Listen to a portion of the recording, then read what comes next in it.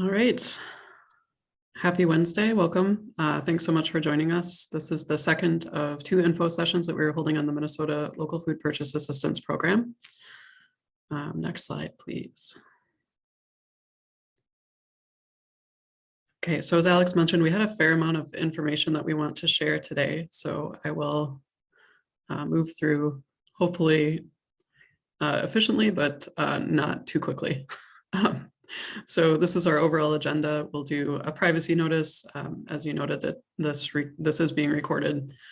We'll go through some just basic program background and then spend a lot of time on an overview section for the request for applications that is currently out. We have some information too on the application and submission instructions, and then kind of closing out with the evaluation. And then we should have time for open question and answer period at the end of the call this afternoon. Next slide, please. So this is our brief privacy notice. Again, just please be aware that we are recording this session and we plan to keep a copy for approximately 2 months until the request for application close date of May 30th. Under state law, the recording of this session will be available to anyone who has to see it, and we will have it posted on the MDA website along with the recording of the session that we did last night. And just a note on that, we record these sessions mainly to make sure that we don't miss anything. There are a lot of questions asked typically and a lot of information shared. So while we are taking written notes, we just want to make sure that we don't, again, miss anything that's said or asked during these information sessions. Next slide. Okay, so we're going to start just by briefly introducing ourselves. I'm Valerie Gamble. I'm the Director of Strategy and Special Projects for the Department of Agriculture, working out of the Commissioner's Office. And I work with Alex Cortez and Lebo Moore very closely on the LFPA program. We also have worked extensively with Lillian Otieno, who's the Outreach and Engagement Coordinator for the Emerging Farmers Office and Working Group at the Department of Agriculture. Again, just kind of our general overview, we want to present highlights from the request for applications. It is a fairly long document. It has quite a bit of information in it, so we can't touch on everything today, but we want to ideally hit the highlights. If you have questions as we go through the content at the beginning of this call, please feel free to put those questions in chat as they come up. And we will either answer them as we go or at the end after the presentation is complete. And then after we're done going through the slides, we will have open Q&A at the end. And just a couple notes on that, we will definitely do our best to answer questions that come up today. Just please know that some we may say we need to review and circle back to. And there also may be some that might be too specific for us to answer, but please feel free to ask the question and we'll just let you know if it's something we can or cannot answer today. And just a general reminder about questions that they can be submitted through 11:59 p.m. or the end of the day on May 23rd, which is 7 days before the application period closes. Right, so with that, we'll just jump into program background. So the Minnesota Local Food Purchase Assistance program funding is from the USDA. It's from the Agricultural Marketing Service. They announced the program and opened an application period for state, tribal, nation, and territory applications in the spring of 2022, so roughly a year ago. In Minnesota, we developed the MDA's application for this program following conversations with the Emerging Farmers Working Group and also several public input sessions last spring that definitely were very important and helped us shape the application that we have and the program that we're working through today. And one of the main things that we gathered from the input sessions and working with the Emerging Farmers Working Group was that the proposed funding be available through a grant program for the public. Next slide. So the high-level program purpose is to fund projects that buy local food, and that food should be primarily from socially disadvantaged and emerging farmers, and then distributing that food at no cost for free to underserved communities throughout the state. So buying food again from socially disadvantaged farmers, distributing that food to underserved communities for free. Most of the funding that we have received is dedicated to for food procurement costs, and that allows that food to be provided for free to the end users. And just a note that Minnesota received 3.82 million. So again, the majority of that money is earmarked for grants to buy and distribute food. Priorities of this grant program include, again, buying local food or procuring local food from socially disadvantaged and emerging farmers. This does include farmers of color, American Indian or Alaskan Native farmers, women, veterans, farmers with disabilities, young farmers, beginning farmers, and LGBTQ+ farmers. Another priority is to encourage collaboration within communities around the state. The idea is to distribute or keep the food in the same community where it was grown. To do this, we may be looking for novel food sourcing and distribution outside of traditional emergency food and hunger relief structures, with the kind of broader long-term goal of seeing if this can help us build and develop our local and regional food systems. And the last priority is that we will definitely give consideration to a range of awarded projects just to ensure that overall distribution of funding impacts different geographic areas across Minnesota. So looking at rural versus urban, and then Northeast Minnesota versus Southwest Minnesota, just kind of looking at the geographic spread of the projects themselves. Okay, so this funding cycle, we have approximately 2.125 million available. As I mentioned, 3.82 million total. So we will be doing a second request for applications. We're anticipating that in the fall of 2023. But again, right now we have 2.125 million available. These projects can run through September 15th of 2024. And the maximum award available is $100,000. The minimum award is $10,000.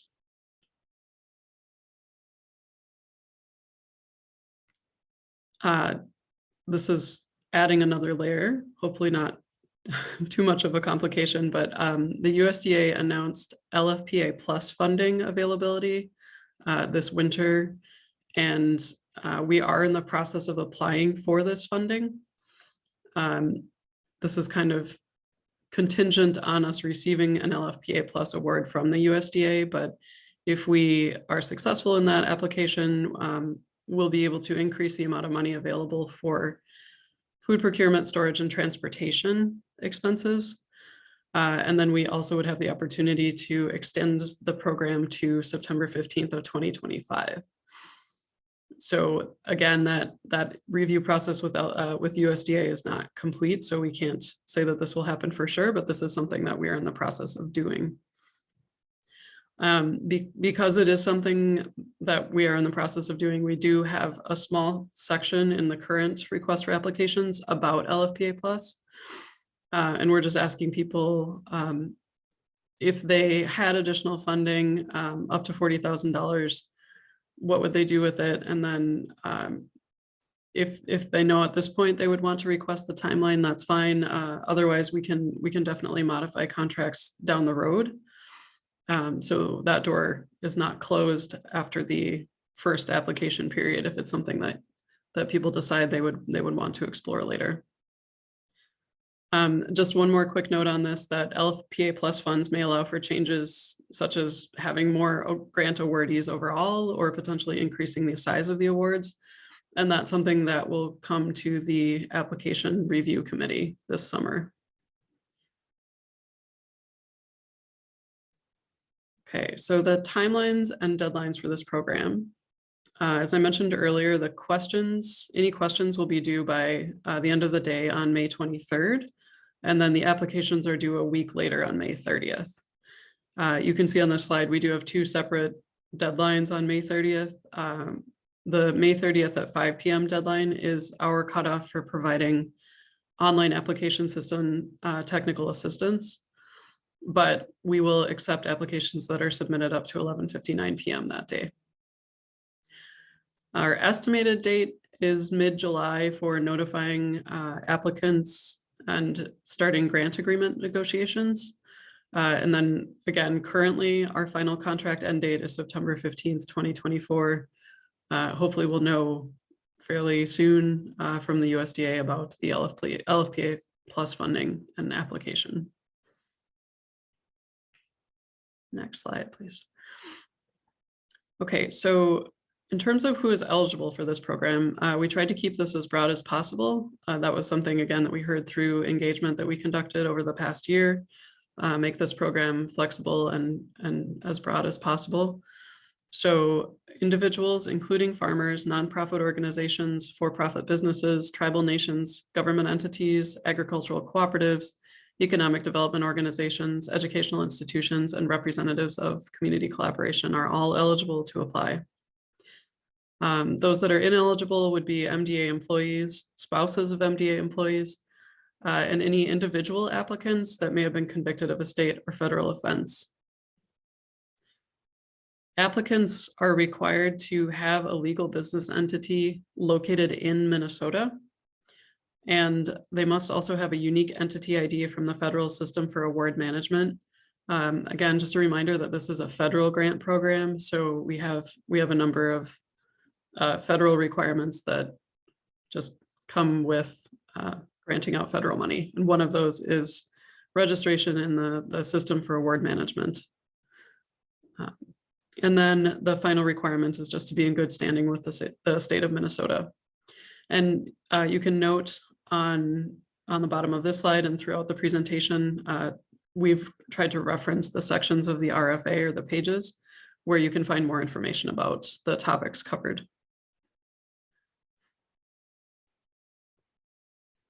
Okay, so for partners and collaborators, one of the requirements on this program is to have the lead applicant, so the person who's filling out the application and kind of taking the lead on it, work with at least one partner. And on this slide, we've kind of distinguished between partner and collaborator. And again, there's more information on the request for applications about those two terms. But partners demonstrate close cooperation and have joint decision-making in the management of the project. So we're both fairly involved in managing the project. Partnership can include, but is not limited to, a fiscal sponsorship arrangement where you would have one partner handling all of the payments, processing payments out to food suppliers, and then the other partner potentially handling maybe the grant reporting piece. That's, again, just one example. Typically the lead applicant, though, is the one who will take responsibility for actually signing the grant contract and then fulfilling the reporting requirements back to us, back to the MDA.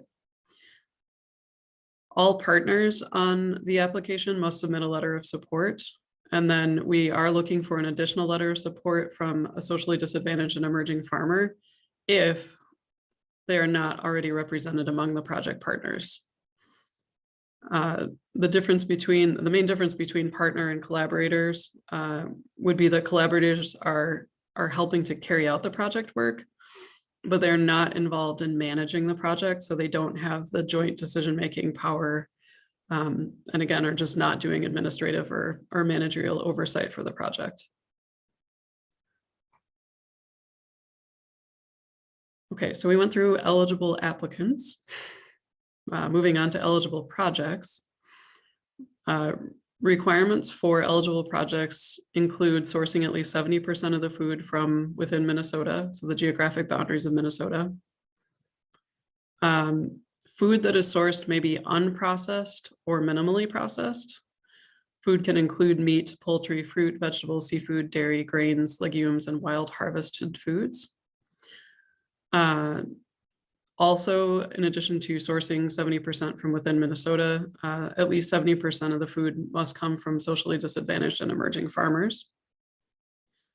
And the food, again, has to be distributed for free to communities, and at least 75% of those communities must be underserved. And again, these requirements relate back to the overall goals and priorities of the grant program itself to buy food from socially disadvantaged farmers and distribute to underserved communities primarily. A couple additional requirements include working with at least one partner. And then we are requiring that partners offer written formal agreements to farmers who are participating in the project. And just one note on that, that came up through engagement and conversations, again, during the past year, that it would be helpful for farmers to have formal written documents demonstrating that they've participated in projects like this, because it's something that they can then use to take to loan officers or banks as documentation or proof of financial success or documentation of their farming business. So that's why that requirement is in there.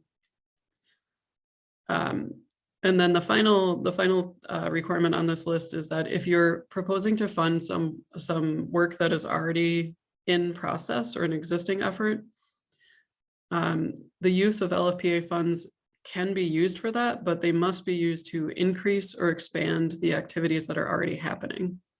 So it can't be kind of business as usual. It would have to be actually, again, increasing or expanding work that's already being done. Next slide. Okay, so we have some project examples. These are made up project examples. We do have additional examples available in Appendix B of the RFA as well. We just wanted to share a couple today. So example one here is that the lead applicant is a farm, and that farm is working with a healthcare clinic as a partner. So again, meeting that requirement to work with one other partner. The healthcare clinic and the farm have shared decision-making and regular communication regarding food needs, the overall project budget, and effective distribution of the food at the clinic's drop-in location and during home health visits. So for example 2, the applicant in this case, the lead applicant, is a food shelf. This food shelf sources from multiple farmers and is distributing food at the food shelf. Some farmers are included as partners because they're helping recruit additional farmers to the project. So they're more actively involved in management, outreach, and then making decisions about what foods will be sourced, how they'll be transported.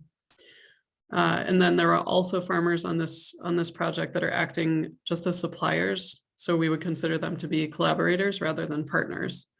So again, just highlighting that distinction between a partner as someone with joint oversight for the project itself, making decisions, and then collaborators are people who are potentially providing food or just providing a service and then don't have managerial oversight on the project. And then example 3, the last example here, is of 5 farmers that are working together as partners. So again, all at that partner level. They are working to aggregate and distribute product through weekly community drop-offs. One farmer is decided that they were okay being the lead applicant in this case, but the other farmers, again, are all partners because they're serving roles related to promotion of the project, active aggregation of the food, distribution of the food, in addition to supplying food from their own farms. And again, you can find more examples of potential projects that are available in Appendix B.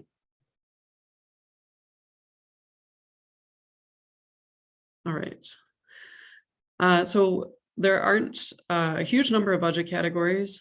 We just wanted to share the constraints that fall on a couple of these categories. So procurement is buying the food, and we're looking for that to be just over half of the total project budget, a minimum of 61%.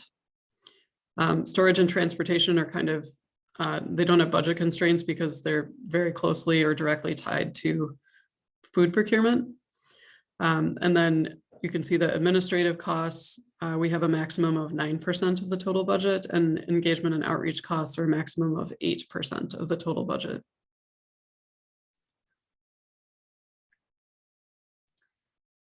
All eligible expenses on this project must be directly related to activities that are approved on the project proposal, and additionally have to be allowable as described in the USDA AMS Grants Division Terms and Conditions.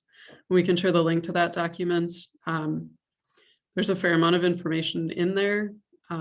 It's not something that I want to go into in a lot of detail here, but just please know that there's a pretty extensive list in there of what is considered to be an allowable expense. Within the budget categories that we just went through, eligible expenses include personnel, consultant services and contractual costs, materials and supplies, equipment, although equipment is limited to a lease or rental agreement that ends no later than September 15th of 2024. So equipment you can basically lease for the duration of the project.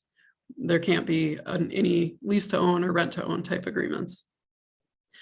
Travel costs are allowable, and then we just captured a few additional expenses and other, such as meeting expenses, communications, and publications, if that's something that people are doing for outreach activities.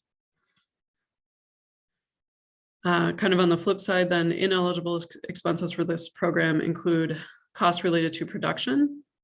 So these are things like food safety certifications and training, seeds, saplings, crop insurance, and just general purpose training. Live animals are not allowed to be purchased with this funding. Foods that would be distributed through schools, specifically as part of the National School Lunch Program, are not allowed. And then again, as I mentioned before, acquisition costs of general purpose equipment is not allowed. So that lease to own or rent to own situation. And then finally, business license or registration costs are not allowed. So if you're required to have a food handler's license, that's not something that LFPA costs can cover. Okay, so this has requirements for grant recipients. I'm going to give a pretty high level overview of these. As you can see on this slide, we have additional information available on several pages of the RFA. I will say there's a fair amount of detail in there about each of these areas, so I would strongly recommend that people interested in applying take a close look at those sections. But again, high level, a pre-award financial review is required for grant recipients. A financial management structure or ability to take in and process federal funds is required. Payments includes both the ability to accept payments and then send them out to people as needed, and kind of reviewing when those payments would be necessary from us to the applicant or the organization, making that determination. Being able to accept site visits. So that's something that we will be doing as the kind of grant overview or high level grant administrator. We'll be doing site visits to awardees. And then grant recipients will be required to do grant reporting, monitoring, and project evaluation, or participate in the monitoring and evaluation. Grant reporting, just a note on that, is required on a quarterly basis for this, because that's the requirement for us to report back to the USDA as well.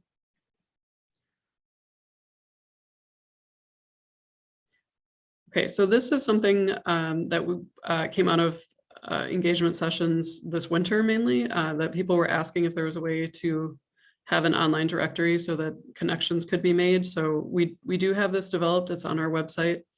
If you're looking for project partners and collaborators, we encourage people to go onto the website and complete a pretty simple online form. Your responses to those forms are publicly viewable and automatically updated on the website. This is voluntary. It's definitely not required. We have had a number of people fill it out already. We're encouraging as many people as possible to fill it out.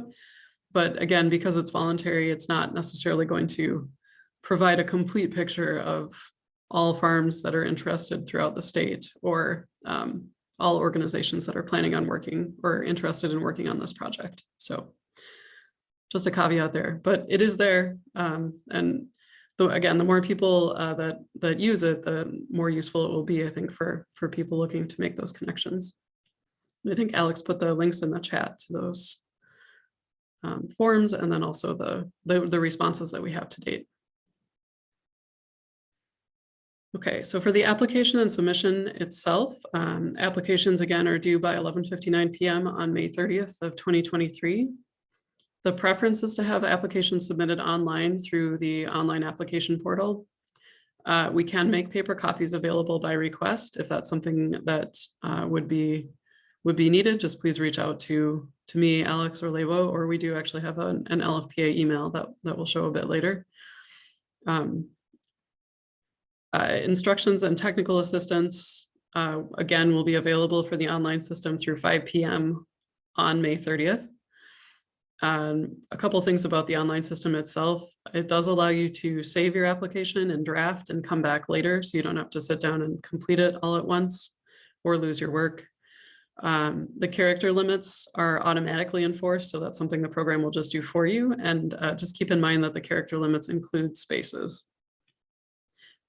And then once you have submitted the application, if you're using the online submission portal, you'll receive an automated confirmation email just saying that it was received. Next slide. Thanks. Okay, so the application itself, I just want to run through quickly kind of the different sections and the information that it's asking for. So we need the contact information for the lead applicant, the confirmation of eligibility. So just making sure that the requirements for applicants are met. Kind of a high level project overview. So just a project plan, description of what you're planning to do, a description of the project partners. And that would be where you would upload the letters of support and kind of indicate the roles of partners involved on the project. And then the next section is a project narrative, which has short and long form questions about relationships, food waste prevention, and food safety. Relationships is definitely the biggest area, and that's where we would ask about community. So that idea of where you're defining your community and how you're sourcing food and keeping it within the community, building and sharing power. So looking to kind of broaden the reach of some of these grants into spaces where potentially applicants haven't had grant awards before. And then looking at long-term sustainability, which is connected to local and regional food systems, development, and networking.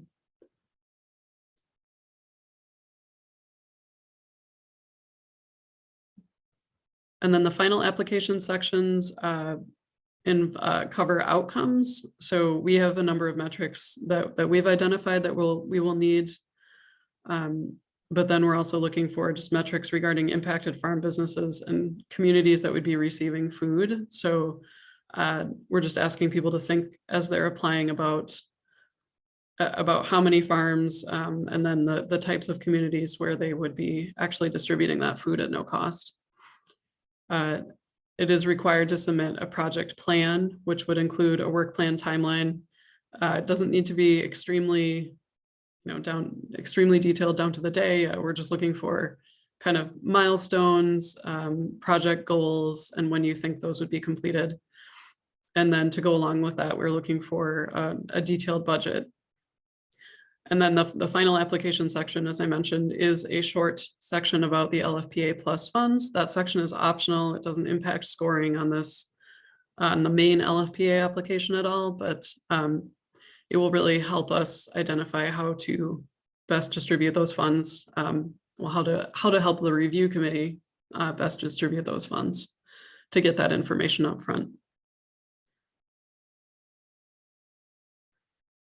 Okay, so we have developed some application tools.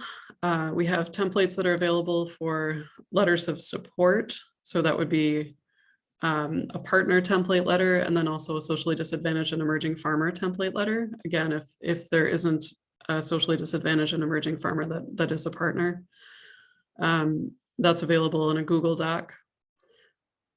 Then we have a template also for the work plan, which you can find in Appendix F of the request for applications. And then we also have templates for the budget, which would be in Appendix G. We have two different versions of the budget. One is a Google Doc and one is an Excel. These are all optional. Just want to stress that. No requirements to use any of these templates. We just developed them to try and help if that's something that would be helpful for people. If you are submitting a work plan and budget that uses different formatting, again, that's completely fine. We just ask that you include all of the elements that we have on the MDA templates, because that information, what we put in the templates is what we need basically to meet our requirements for the USDA. So we would just be looking for that same information if you want to have it in a different format. Next slide. Okay, so once the applications come in, this is a competitive application process, so we will have a review committee go through and score all applications that are submitted by the deadline of May 30th. One note on that, please do watch for an open call soon for review committee member recruitment. That will be coming out soon. And then just following our internal MDA process for grants, the MDA commissioner reviews committee recommendations and is responsible for award decisions. And that decision-making process may include looking at the review committee scores, the level of inclusion of socially disadvantaged and emerging farmers, the rural, urban, and other geographic distribution of projects, services that would be going to prioritized populations, applicants' histories as state grantees, and then just overall capacity to perform the work that's being proposed.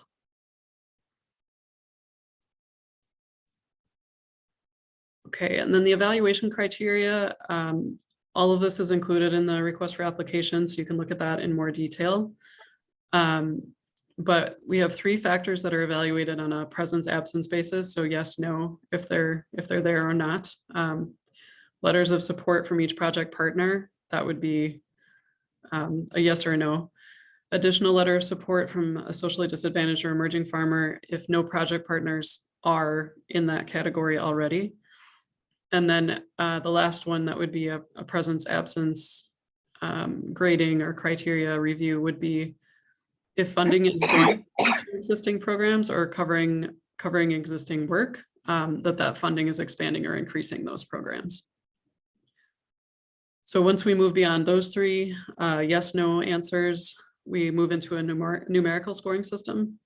And that is broken out by these different categories. So we have relationships, which has 4 questions, 40 points total. Outcomes, which has 3 questions, 30 points total. Food waste prevention and food safety are 5 points each. The work plan timeline is 10 points, and the budget question is 10 points. So total maximum points available would be 100 for the numerical scored section. And then, as I mentioned, that LFPA plus funding section is an optional additional section. It has 1 question, and that would be scored by itself. It's 10 points total, but it, again, does not reflect or impact the base LFPA application at all. It is not included in those 100 points.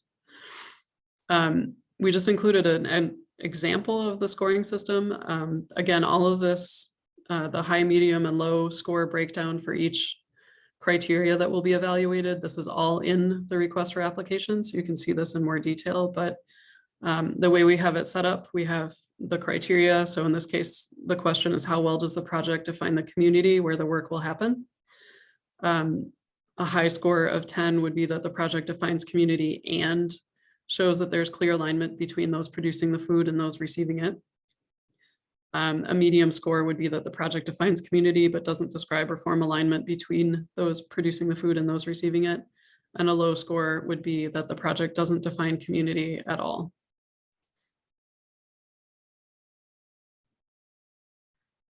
Okay, and then we wanted to share one quick additional update from the MDA because there was a new separate grant opportunity. So this is not related to the local food purchase assistance program. But it's a new kind of exciting grant opportunity that was released on Monday. And that's the Emerging Farmers Technical Assistance Grant. And that grant program is set up for organizations to provide technical and culturally appropriate services to emerging farmers and or pay for up to 65% of premium expenses each year for up to 2 years under the USDA Microfarm Crop Insurance Program. It's an and or, as you can see, so you can choose to do one or both of these things. And the applications for that program are due by 8 a.m. on June 26th. And the staff contact for that program is Jenny Heck, and I believe she's on this call today. If anybody has any quick questions about that or wants to connect with her, she's here. And then I think Alex put the link to that program in the chat as well.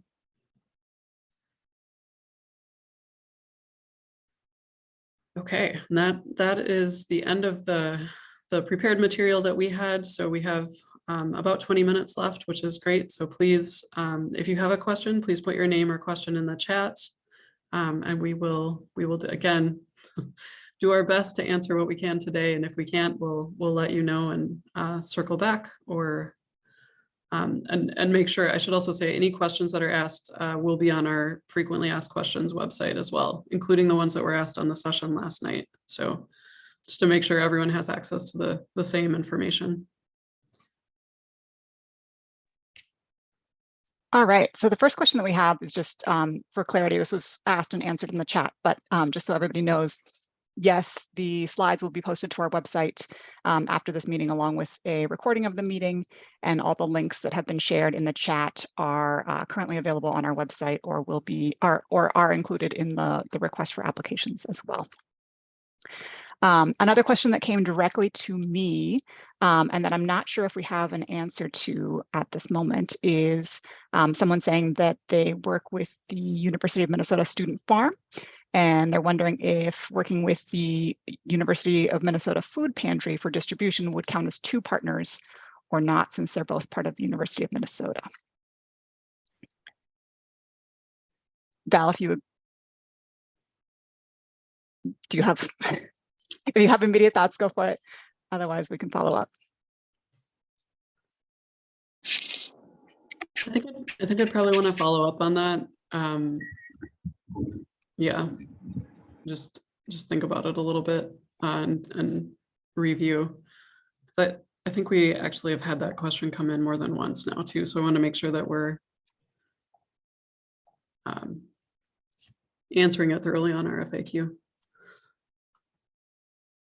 All right. Another question, can you clarify, one project example you mentioned was a food shelf working with farmers, but the LFPA language also mentions focusing efforts outside of the traditional emergency food system.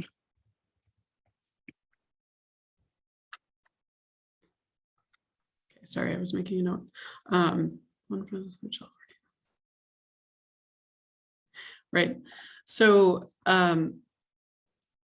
the request from the USDA that was made at the beginning of this program and continues to be made from the USDA is that we try to support or look at efforts that are outside the traditional emergency food system. It doesn't say that parts of the emergency food system can't be used. So they're not excluded from this grant program. The idea is just to ask people to think creatively, especially for areas that maybe aren't as well served by the traditional emergency food system right now. So just thinking about other ways to provide food in certain areas. But definitely, like, food shelves, there's nothing that says that food shelves can't apply for these for this program or put in proposals. I think some of that also comes into play, or one more thing that comes into play is also thinking about just like traditional power sharing and decision making within the traditional emergency food shelf distribution system, and Yep. who has decisions at what level about the food that is used and sourced and distributed through that system. Yeah, thanks, Alex. Definitely looking for that as well. I represent an organization that provides a food shelf and hot meal program for low-income individuals. We would love to partner with diverse local farmers.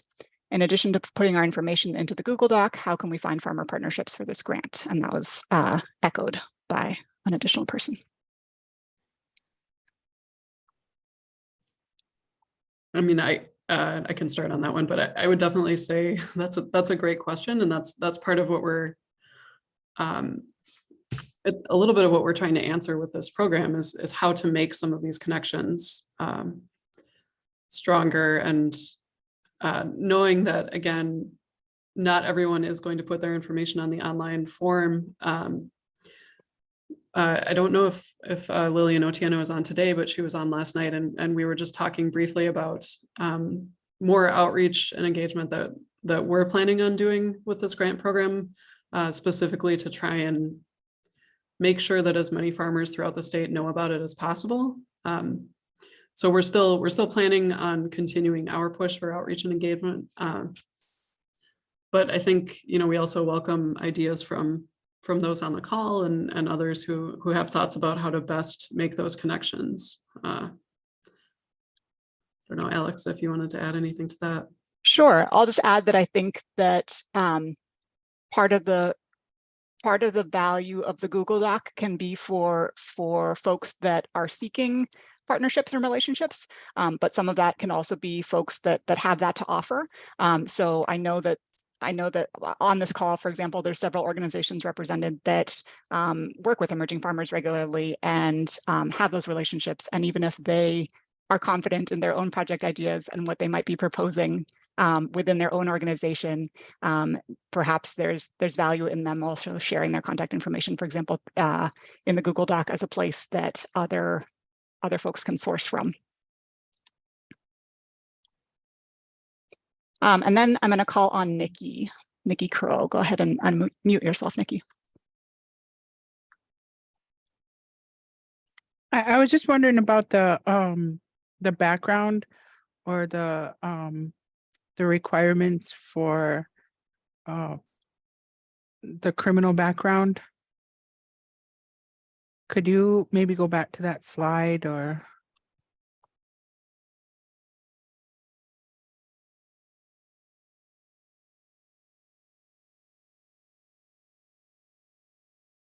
Sorry, there we go.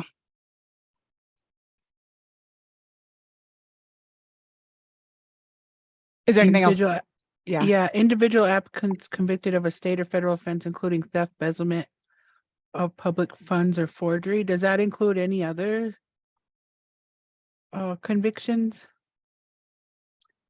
I'm not sure. I think we'd have to go back to that. I think some of this language may come directly from the State Office of Grants Management, but I would have to follow up on that further,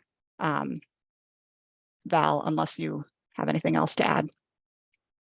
Yeah, I guess that was my thought too. And I know it's coming from that office. I think this is the way that I've seen it written the most, but we can definitely double check on that just to see. I just wonder if that's going to be a barrier to BIPOC Native American producers, where this the statistics show we're more likely to be charged more often and with harsher penalties than I guess white people. So if you're looking at any kind of conviction, then that, like I said, that will be a barrier. And maybe that should be spelled out in your application.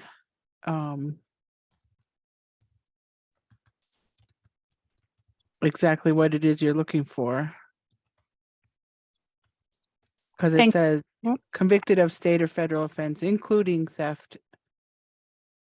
And what does a state or federal offense mean? I have questions about that. And for how long? In the past 10 years? Or within 3 years? Because folks can have pasts. So I don't know if this is the done deal here, but I hope you could take a look at that again. Thanks, Nikki. We can definitely do that, and then yeah, we can do that and follow up with you specifically, and also just add that to the Q&A on the website. And then if you do have if you happen to have additional examples of like particular convictions or offenses that you might be wondering about, if you want to follow up with that, if you want to follow up with us on that too, that would be helpful potentially also. Thanks. Yeah, because just reading this sentence, I don't get to apply. That's what it tells me. I don't get to apply. Okay. And that's going to be the case for others, I bet, too. All right. Thanks for sharing that. But I would bug you about it, but not everyone's like that. We appreciate it. Yeah, Thank definitely you. appreciate that. Next question. Given the timing of the grant, the growing season in Minnesota will be largely determined and passed. So how are you thinking about this impact to the program? I can take that for starters. It's true that a lot of the growing season will be for the current growing season. I mean, farmers will have already planned what what they are growing for this season. There are other products that are eligible beyond just fruits and vegetables, though. So there will be some products that will be available that aren't as cyclical. And then I think this is also an opportunity to just start thinking about plans for 2024, since the grant timeline does extend to September 15th, 2024. So the grant does ask for folks to write out how much they're like as part of your budget, to indicate how much approximately you are planning on spending in year one. So meaning like the year one, 2023 calendar year versus year two. And if the bulk of expenses will come in year two, that is not a problem. Val, anything that you want to add to that? Nope, that was great. Thanks. I'm curious to know if food is going through a food hub, is it allowed to be marked up to cover the cost of aggregation? And if so, would that be considered a procurement expense? You want to take that one, Val? Sure. Yeah, that's reminding me that I need to talk about procurement a little bit. So short answer, yes. What procurement requirements are for this grant would be that organizations follow their standard procurement practices.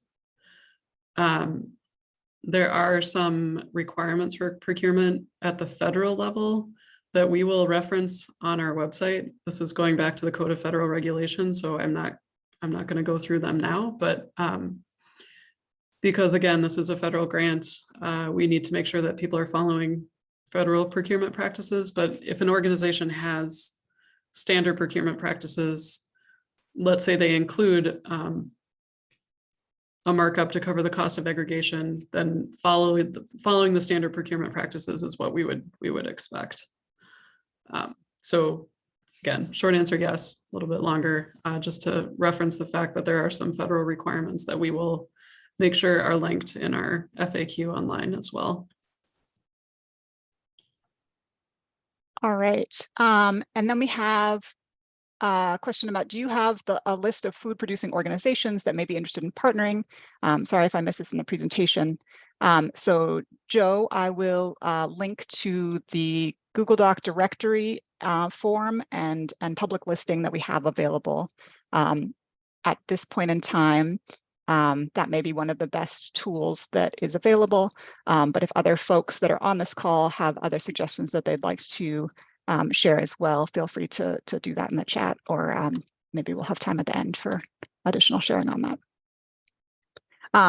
Labo, or not Labo, Jenny, I'll call you out. If you want to reshare those links in the chat, I'd appreciate it right now. And then regarding transportation costs, can mileage be charged for food delivery by volunteers? And if they're moving produce from more than one farmer, would that require an aggregator/food handler's license?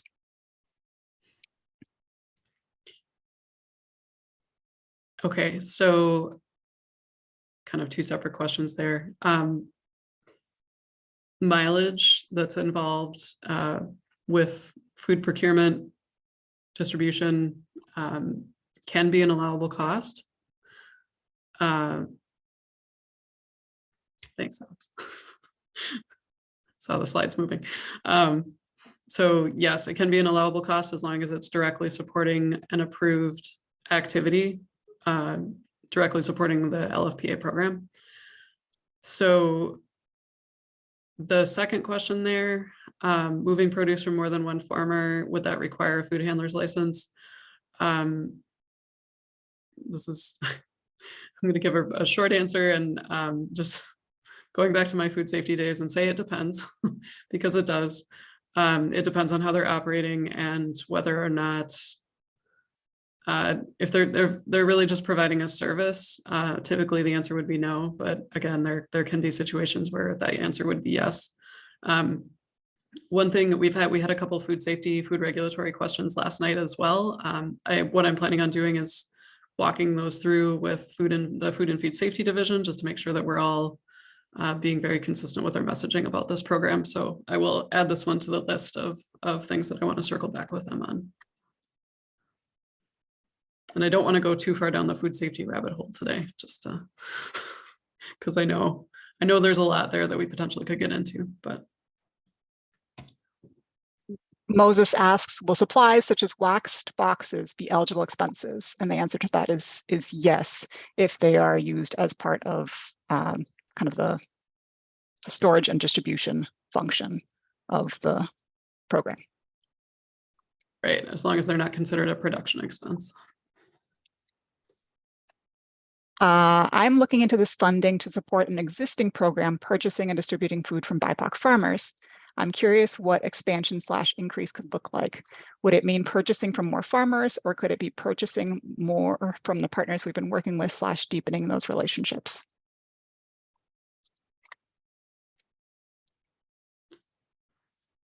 Okay, so that expanding or increasing existing work could be either potentially. And the idea is just to be doing more.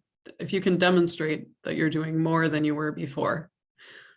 So if you start purchasing from more farmers, that's a pretty easy one to document, I would think. But if you're purchasing more from partners that you've already been working with, that we would just be looking to kind of see what your increase is planned to be, basically. But either one would be considered an increase or expansion. I represent an organization that provides a food shelf and hot meal program. Well, sorry, was that? That is appearing weirdly in the chat for some reason. Sorry, we addressed that, but it reappeared in the chat. Could you elaborate distribution of food in which it was grown, i.e. urban area food distribution? Mark, Peter, is that referring back to the priority of distributing food within the community it was grown? I will answer as such. Okay, distribution of food within the community is grown. Basically, one portion of the application asks folks to define community. And so that could be referring to geographic communities, that could be referring to cultural communities. It is really up to the applicant to decide what their definition of community is and to describe how their project can potentially kind of create alignment between the distribution, the food that is produced in the community, and the communities that are receiving food, if that is part of the project.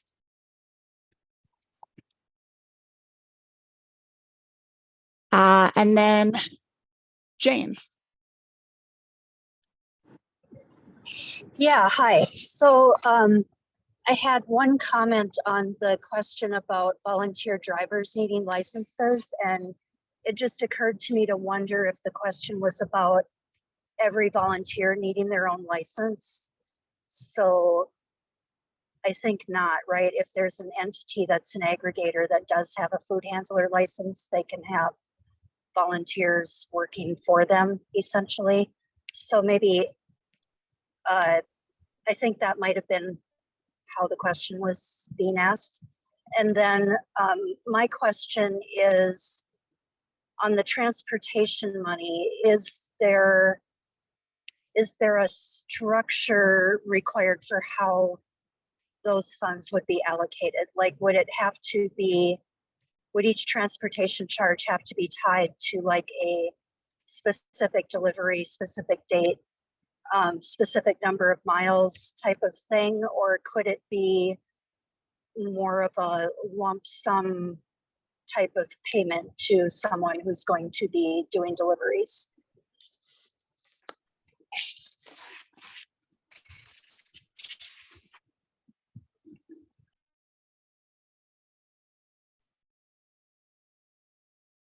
Alex or Lebo, any thoughts on that? I would want to, I think we would, I think it would be best if we followed up with you, Jane, on that. I know it's a very good and potentially obvious question, but I think it would be best if we followed up with you on that. And by follow up with you, I mean follow up with you specifically, but also post that to the Q&A. Yeah. Okay, thanks. All right, I think we made it through all the questions that are in the chat. Hello, Hi there. my name is Samuel. I'm sorry, I just came late. I was trying to get in and I had difficulties and I'm on the road. I just, Samuel from the small Bororo. I just wanted to, I'm one of the farmers. I've been farming for 2 years now. This year I had some contracts before with the food group. This year I wasn't able to get any for some reasons. I got like they had a lot of applicants, and I'm just wondering. Last year I experienced the problem I had. I produced more than what I even delivered to them. A lot of my food went to waste. And I'm looking forward to this information on what I can do to get help to get this grant so that I can be able, as a veteran, I don't work. This is basically what I do during summer. I'm full time on this and I have about 5 acres.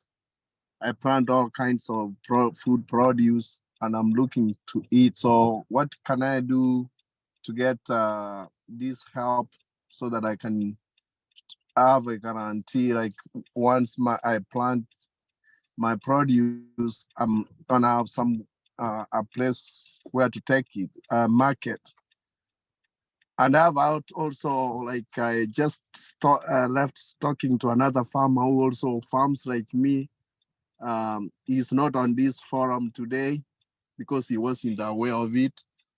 And he has the same predicament like me. So we just wanted to have that information, what we need to do so we don't miss the grant and we at least have that something guaranteed that our produce can get to the market.